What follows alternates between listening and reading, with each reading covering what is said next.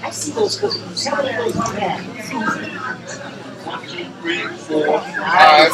These are good. Is it Cookie Monster Chris? I took some. Who's the other? I don't know. Are those Girl Scout cookies? Yeah. Girl Scout. Some of them are Girl Scout. I'm not sure. No, I don't think so. Those are not. No, those are the mint.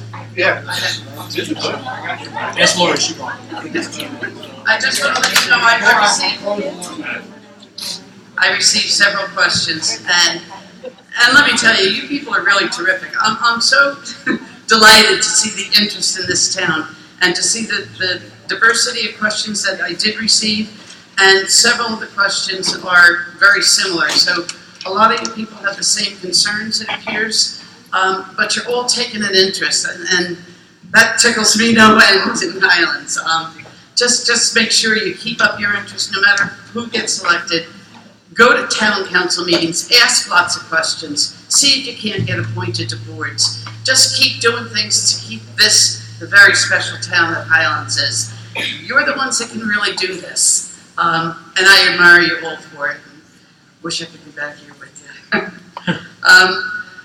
I tried to pick questions that have been asked in several different ways by the different people here and the ones that I received by email. Each candidate will have 2 minutes to answer the question, and then they will have a minute to rebut it after the question has been answered by all three. Is that all right? Sure. Okay, so the first question, and I'll ask Mr. Wells the first question, please. What are your feelings about changing our form of government so that the mayor does not have so much unilateral power? What plan would you implement to make this change, and what type of government would you follow it with? Thanks, Miro. So a little bit of background on this. It's my understanding, and don't absolutely quote me on this, but we have two choices. We can have what we have today, or we can go to what's called a township, wherein in essence you have 5 people. Every year or every other year, I believe, we select out of those 5 people one of them to serve the duties of the mayor. Making any change right now to the form of government requires a lot of work, both legal work as well as, I believe, a referendum. And I'm not convinced it's going to bring any benefit to getting anything more done in town. The only reason in my mind that you would change your form of government is if you thought this would bring more action, more execution. In my opinion, it's not going to make a big difference. What I want to see is what we've been talking about all night. I want to see new ideas. I want to see more collaboration and compromise. I want to see the team that's in power, whether it's me, Ken, Rosemary, Frank, John. We all have to work together as a team. Form of government, in my mind, not going to make a big difference in the overall outcome. Thank you very kindly. Mr. Braswell, the same question? I think the mayor should be. I think the mayor should be elected. I think a candidate for mayor should confront the people with his plans and be questioned by the people. And I think he should petition for that job. I don't think I would be comfortable electing 5 people and then having one of them become mayor, just because the 5 of them agree on it. I want to elect one mayor. So I like it the way it is.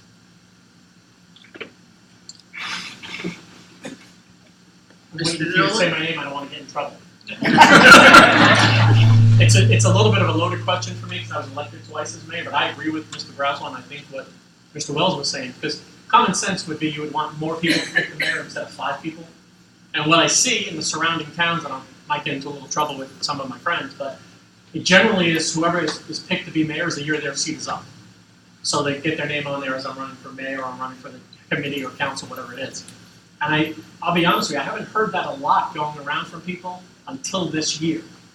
And part of that is I think it doesn't seem like it's functioning when there's a lot of communication between the 5 people sitting up there. The way we used to do it was you couldn't have more than 3 people talk about one thing at the same time, whether it be email or in person, because you violate the sunshine laws. You can't do borough business unless the public's aware, so no more than 2 council people. But we used to vet it out between us. My last time up, I was the mayor and we had a council president. We kind of talked between each other, and then we would vet it out to the other members, so there was communication going on. A lot of the feedback I'm getting from people going door to door is they feel there's not the same communication going on. They don't know that part of it until I tell them, obviously, but they don't feel the communication's going on the way it used to go on. It almost feels like coming to the council meetings that sometimes they're not communicating until they get here. And that would make it feel like it's dysfunctional. I think the most people available should vote for the mayor. I agree that you should run for that position just like a council person and just have the general, election play out and whoever gets the most votes wins, as it happened last year. So I would keep the form of government. I think it's about communication and the way it functions. Do either of you gentlemen have any rebuttal to, any 3 of you gentlemen have any rebuttal to anything any of the others have said? I just want to save some time for you if you don't. You were just giving opinions, it doesn't need a rebuttal, I don't think. The next question would be then, will you be aggressive in pursuing all grants available to the borough, and how would you go about doing that? Mr. Braswell, you want to start with that one, please? Yes, of course. Why, is this a trick question? I don't know. Yes, you go after every single grant you can find. Some people make it their specialty to do that. But what I don't want to fall into is if we have serious projects that we want to fund and get moving, sometimes they're slowed down because we're waiting to see if we're going to get a grant or not. And I don't want to hold up projects because of that. Bonding is not out of the question for some of our bigger, more important infrastructure projects. Bonding is done outside of the budget. So when you bond for a lot of money, this doesn't mean that you have to pay for that project all at once. You pay for it over time, like a house loan. So if it's that important, and you're not sure about your grants, you should just get on the ball and go with it and bond it. But absolutely, free money is free money. And I'm done. The part of the question about how would you go about going for grants? You can find grants in lots of different ways. I cannot say that is my forte, but there are a lot of people at my disposal who are experts at doing that. I think there's so many channels for getting grants. I don't think that's a problem. Good enough. Okay, thank you kindly. Mr. Nolan? I would agree that we would definitely, can't imagine Greg saying he's not going to pursue grants either, or anybody. I'm sure Rosemary would too, as well as John. We hired a grant writer in the past when I was on council. We got some grants, more than we did before. As we got past a lot of the things we were dealing with, we started getting more and more grants. You have to pursue it. You can put that person on a pay plan that gives them a small amount of money and they get a stipend, if you will, or a percentage of what they get you back. There's many ways to do it. But I agree we have to pursue every grant we can out there. You can bond for stuff like we talked about if you need to do infrastructure repair and then try to get grants on it as you go forward. But anything that needs to be done is have somebody that spends a lot of their time on that, and hopefully they're not eating a big salary out of your budget, but you can definitely bring somebody on board that knows grant writing better than anybody on the council currently, or if any of us, 2 of us get elected.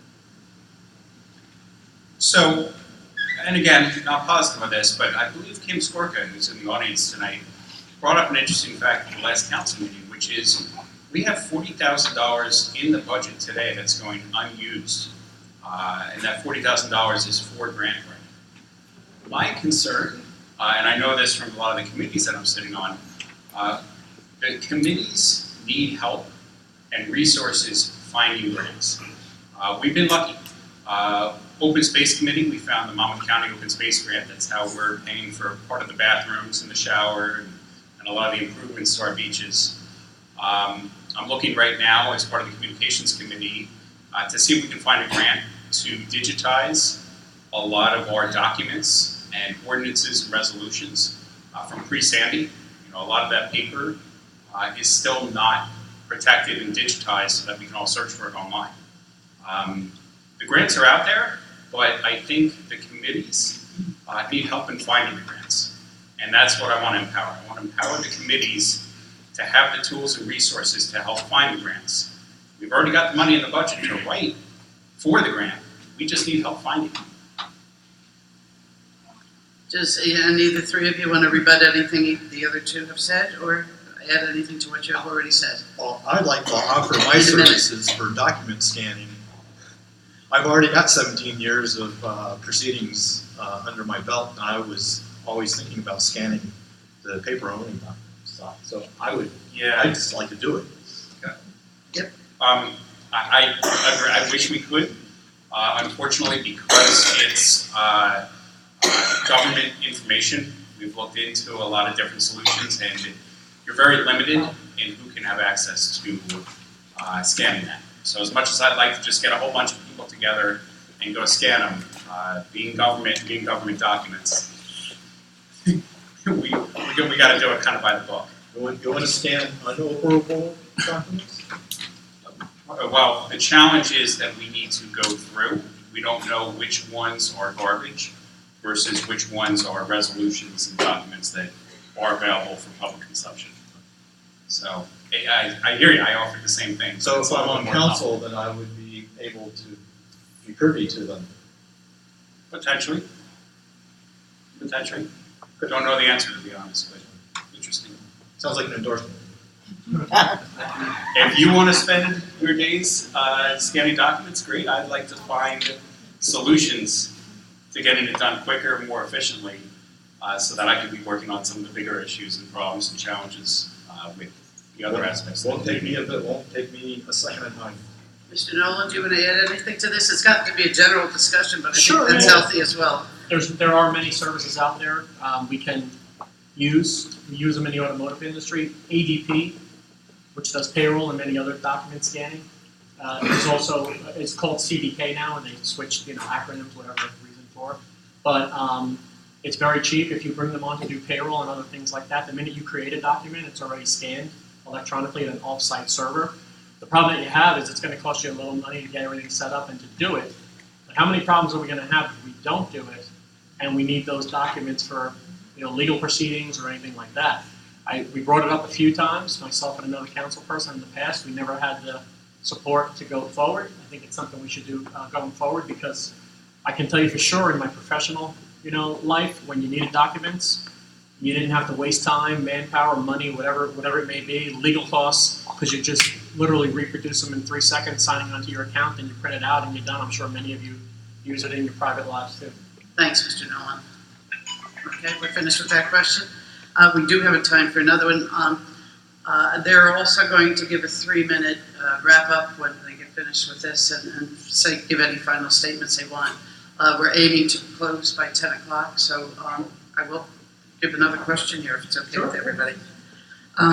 There is an opinion that the BID, has some dissatisfied business owners, associations, and residents. There's an opinion that it lacks inclusiveness and is narrow in direction. What will you do to change this program, or do you intend to continue the program the same path it's in? Let me start with you, Mr. Nolan. Sure. Thank you. So I think it's been in its current format for about 20 plus years. So in my recollection, been around for about 5 years before I was elected, doing volunteering and everything else.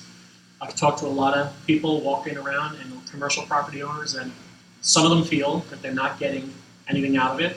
Some of them feel that the events should be more spread out, if you will, more around town.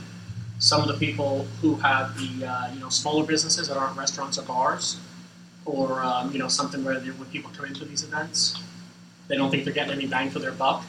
They think that there's a few privy, these are their words, there are few privy businesses and locations that get all the feedback and get all the advertising and get all the benefits out of having all these events.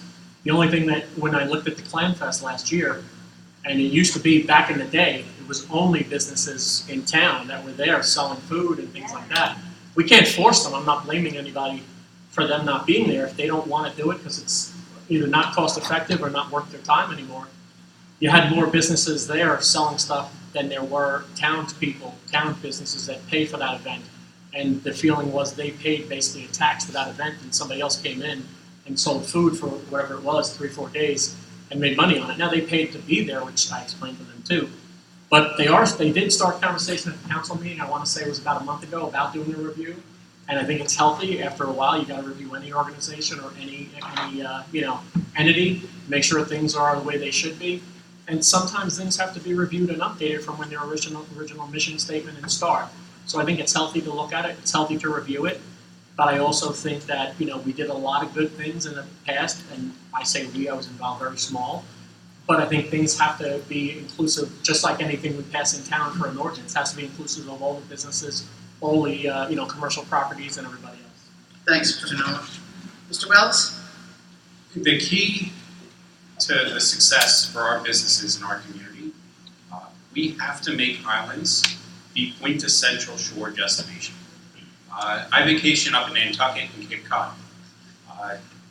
Why do I go there? The history, the general feeling downtown, the shopping, the eclectic stores, the restaurants, the food, and the beaches, of course. I'd like to see the bid focus on bringing that feeling to our community, to our business community. Joey Jason, that Penelope pop-up truck that you guys have seen around town, seems like a great way. If we could get a bunch of businesses like that, at least in the summer, we've got to make our business district a continuous shopping area. Great restaurants, great events. There's got to be more for people to do and walk around. They've got to want to come here for more than just a day. They need to come here for a weekend. And I think if we expanded the scope of the bid to more national and international marketing, as well as branding this community, building upon our history, our clam history, our Marconi and the Twin Lights history, bringing that together with a national focus could really, really help the business district in the summer. They've got 3 months. They've got to bring in as many people as they possibly can in that time. I like the billboards. They're very, very pretty. They're great for the people driving by. But I think the people we want to bring to our businesses, especially in the summer months, are not necessarily driving down Route 36. We want for them to come in as a destination. We want them to stay for the entire weekend, maybe even a week. Enjoy the beaches, enjoy the restaurants, and enjoy some new summer shops. Thanks, Mr. Braswell. Boy, that time is Right under the bus. Thank you, Mr. Wells. Mr. Braswell? I think you have it mostly right. I mean, you definitely have the right idea. But I think where people go wrong with their expectations of the Highlands Business Partnership, so they don't understand what its function is. Its function is destination marketing. Its responsibility is not to any one particular business to bring customers through that particular business's door. That is not what they're there for. You could kind of think of them as a business advocate, and you can go to them for help and advice, but you can't go to there and say, how come I don't have any customers? I think they have the business owner has some responsibility for that. So in the pursuit of being a destination marketer, they are probably the best in the state of all the business improvement districts that there are, and we also happen to be the bid with the smallest budget in the state, and we get the biggest bang out of the buck compared of all the other bids in the state. The other thing the bid can do is that they can apply for grants that the borough can't apply for, and the borough should be leveraging that. The marketing that you guys probably don't see, I mean, they do marketing in lots of places, not just what you can see over your shoulder when you're in town. They have a very far reach. They put material on the rest stops, on the Parkway and the Turnpike. We have a big reach, and when you see our events, the turnout, you know we're reaching out, and we're making the town a destination. Once people get here, and they got to look around, they got to find things, hopefully they're finding things that are going to bring you back. And and the borough needs to step up a little bit and fix its infrastructure, make the town look better, manicure it a little bit, so that once we bring people here, they'll go, this is nice, I liked it, it's attractive, I'm coming back sometime. Thanks, Mr. Braswell. Does any of the three of you have any rebuttal to anything else? Go ahead, Mr. Wells, 1 minute. So I understand what the bid does today, and Ken's on point with that. What I'm talking about is I believe we need to redefine what the bid does. The bid is working for certain areas and aspects like our events, but we need to think bigger. Right? Our downtown is suffering. Our businesses who don't own a restaurant or have a liquor license are suffering. We don't have enough foot traffic walking through the borough. We have to expand what we're doing to help these businesses. Listen, they've got it tough, right? The town floods, I hear the infrastructure problems. We have to fix that. But we have to do more. We have to work. You know, when life gives you lemons, what do? You make lemonade. We got to think of some new, fresh ideas and take a new perspective on what type of things we can put downtown to drive foot traffic and drive people for more than just events at one end of the town or the other. Thanks, Mr. Wells. Either of you two gentlemen want to add anything? I'll just add one In a thing. minute? Sure. I'll just add one thing if I may. I think that we're missing a little bit of the point. And what I mean when I say that is more than one person had to ask that type of question for you to select it, correct? Yes, sir. So it's a feeling going through town, you talk to people who were involved in it, whether they're commercial property owner or business owner. I think that the abstract application of it worked for so long for certain businesses. Right now we have not a lot, but we have some newer business owners in town and newer businesses coming in. So technically, part of that job description that they have is being done. But those business people are telling you, or some of the older ones too, that they don't feel they're getting their bang for their buck. And part of doing this, part of being a councilman or mayor, is listening from the people to the people who are telling you, because they're not in the same, trench with you when you have tunnel vision and you've been doing certain things for so long, and it just becomes repetitive. It's not working for some of the business owners, or A, they wouldn't be saying it to us when we're walking around, and B, it surely wouldn't be a question here tonight, because obviously more than one person asked it. So I think it's something we got to take a step back. Thank you, Mr. Nolan. Thank you very kindly. Do you want one more question? No, no rebut. Do I get a rebut? I got you again, Mr. Braswell. I apologize. Go ahead. Hit it for 1 minute. I apologize. I'll squeeze it in, I can try. A lot of the business permit district's mission is defined by state statute, not by just whatever the borough wants them to do. Every business has an opportunity to come to their meetings, and I don't know why you're asking council candidates this question. You should just be going to the meetings and asking them the question. But you can ask what's available, I think the business district has provided an awful lot of stuff to the town that affects all the businesses. The sidewalks, for example. Did everyone know that the grant was processed by HPP?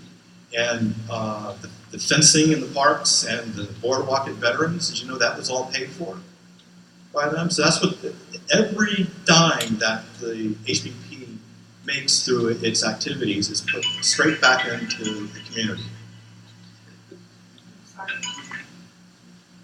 All right. Does that mean I'm done? That means we have a teenager. That means that's doing something, the timing first. One more question. I can do one more question, and it's in connection with this as well. Specifically, and this does not need a rebuttal, so it would be 1 minute for each of you to say, how would you attract small businesses and new development in the community to increase revenue? Yep, let me start with you. Thanks, Muriel. Attracting small businesses, like I've already mentioned, it's going to be a challenge because of our flooding. Project number one, which I know we're already working on, we need to adopt new zoning attached to our master plan that would allow business on the first floor and at least 2 apartments above that business. We need to give these developers a chance to make some money. The businesses that we have in town, that first floor, because it's going to flood, it's going to be a challenge. So that's my project number one, is we've got to get the zoning straightened out in our business district. The other area that I've already mentioned is that I want to see more of these peddler licenses. I want to see more pop-up stands. I want to see more seasonal businesses that we can put in the community strategically to spread foot traffic across the entire community. And again, I want to continue to see us building not only the existing events, but through the Recreation Committee, additional events and opportunities for us. Thanks, Mr. Wells. Mr. Braswell, what would you do to encourage new business? You ready? Oh, I'm sorry. Gosh, I don't know where to start with that. You only have a minute. Oh, geez. The flooding absolutely has to be stopped. And I'm going to do that. I think that's been put into motion to some extent already. We have to be attractive to a very special kind of business that that business owners would like to come here, find Highlands attractive to set up shop. But we also don't have very good demographics for it. We don't have a large enough population to be attractive to businesses. Our services aren't suitable to most businesses. I'm very concerned about peddlers. They're cute and interesting and they change around, but if I set up shop in a brick and mortar storefront and paid for inventory and paid my property taxes and paid for flood insurance, and then a truck rolls up and Thanks, sets Mr. up Braswell. business. That's a longer sentence than I could diagram. Thank you, You know, kindly. these Your time is peddlers up on aren't that, Mr. stakeholders. Braswell. They can Mr. pull up Dolan? stake and go. anytime Mr. they want. Braswell? Thank you. Mr. Dolan, I like to let you finish a sentence, but when I can't diagram it in my head, it's way too Sorry, long. it's too much to say. Mr. Nolan? I agree with parts of both of their statements. We definitely have to take care of the flooding, the zoning. To a degree, we started a lot of that already. I also agree, yes, it's nice and it's a niche thing to have a few peddlers in town. But I have to agree, if my family had two businesses here more than 20 years, one 30 years, and let me tell you, if somebody pulled up in a van and started, one was a barber shop, one was a auto repair place, and started cutting hair in a van, and they didn't pay all the fees that we just, Mr. Braswell just alluded to, and, came to the meetings, volunteered in the town, did all this other stuff, I'd probably be a little bit upset about that. But I also think we have to be a little flexible, because as we talked about, we don't have the population for year-round foot traffic. And with the advent of Amazon and everybody, listen, my kids don't even know to go to the store anymore, the mall. They look at Amazon. They go to the mall to go to the movies and have the right to eat. That's it. So that's only going to get worse. So we got to be a little more flexible, and not just pin people down to a commercial and 2 residential above it. Thank you very kindly. We're going to ask each one of you to give us a 3-minute wrap-up. You can either go more into your background, you could go more into what your plans are, or you can just say what you feel is best for the town and why you're the one that should be able to do it. Mr. Braswell, let me start with you, and you have 3 minutes in order to give me your closing speech. That much? 3. That much? Yeah. Don't have to use it all. Okay. All right. I've watched and assisted with many campaigns and elections over the many years that I've been here, and I've seen politicians come and I've seen them go. Hopefully tonight a couple here are coming and a couple are going. But I've learned a lot. And one thing that I've learned above all else is that people don't like politicians. They think when you're talking to a politician that they're delivering a message that they think appeals to you, and then when they talk to the next guy, there might be saying something opposite that appeals to that guy. So let me say without any doubt that I am not a politician. I'm not going to tell you something that I don't think is true or possible just to get you to like me. I think we have problems. Some are solvable, some are not, or at least not practical to solve. But I've done my homework, and the things that I'm telling you I can do, in particular with infrastructure, can be done. So I hope I can at least earn your confidence to take the job. I'm not there to act like a politician or run around town like a big shot or something. I mean to produce when I'm there.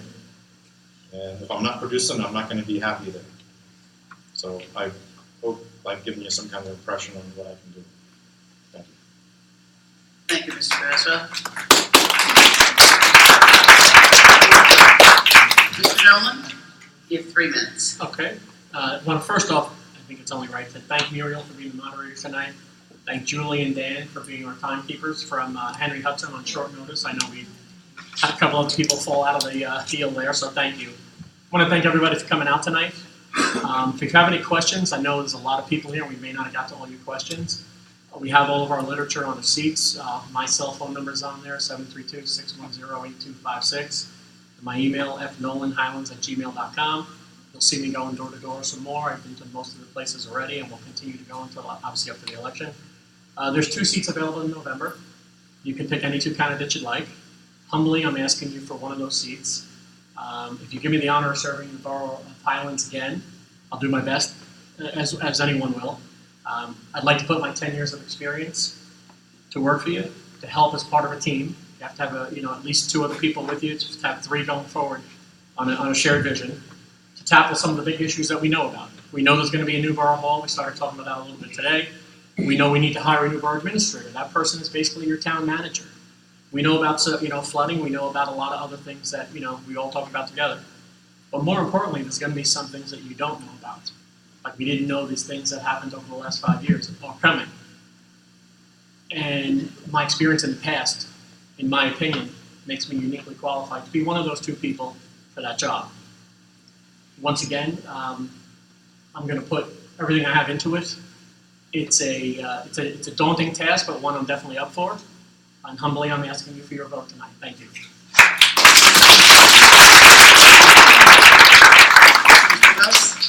Thanks, Muriel. I'd like to mix it up a little bit and share with you a little story about my 6-year-old son, Anderson, because I would be remiss if I didn't talk about my son just a little bit with this big of an audience. Last night, he shared with me some of the items that he wants me to work on. Should I be fortunate enough to earn your votes and become your next council member. First of all, very, very important to a 6-year-old, we would like to make sure that we replace the basketball nets on the basketball courts.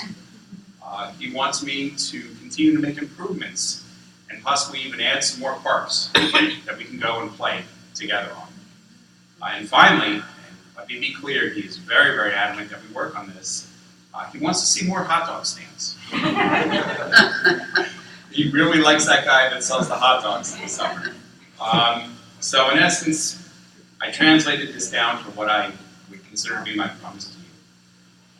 My name is Greg Wells, and if elected, I will collaborate and work as hard as I know how to execute on these ideas to improve our infrastructure, our open space, and our business district. I've got a lot of information. I've done a lot of research and thought. I've got a website on my card, gregwells.org. When you guys write me a question, I'm taking that to heart, researching it, and putting out a position piece. Some of these items may seem very, very small to you, maybe very unimportant. Some of them are some of these big items that we've covered off on tonight. But the idea being is I want to empower you guys with as much information, as much knowledge and detail as I possibly can. Because win or lose, we all need to work together. This is big. We got a lot of big stuff coming up. We've got to execute. We've got to get the job done. Finally, Anderson, I'm going to see what I can do about those hot dog stands. So thank you, Muriel. Thank you very Thank you much. guys.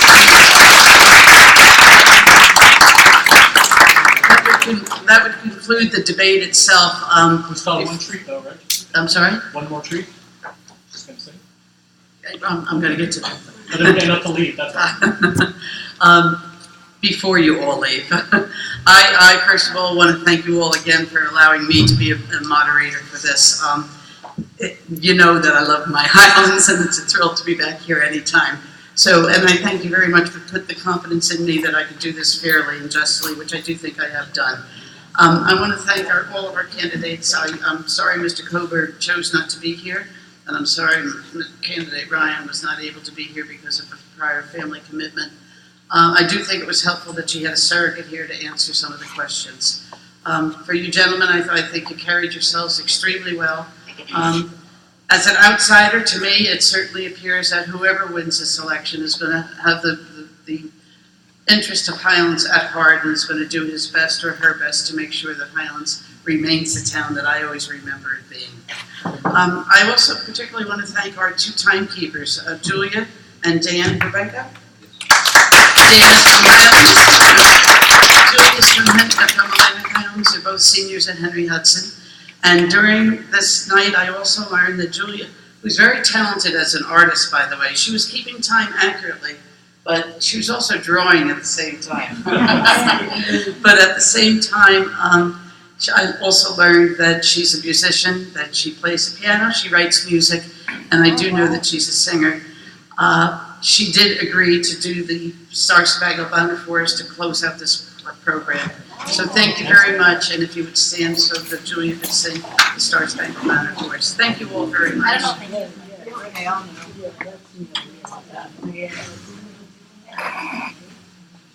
Oh, say, can you see by the dawn's early lights what so proudly we hailed at the twilight's last gleaming, whose broad stripes and bright stars through the perilous fight o'er the ramparts we watched were so gallantly streaming, and the rockets' red glare, the bombs bursting in air, gave proof through the night that our flag was still there.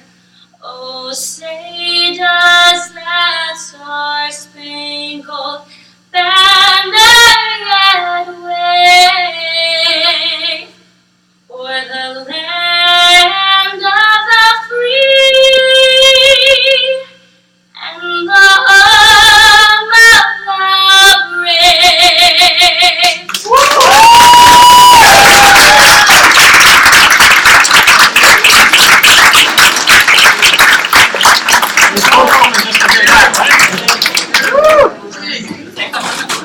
Great job. Thank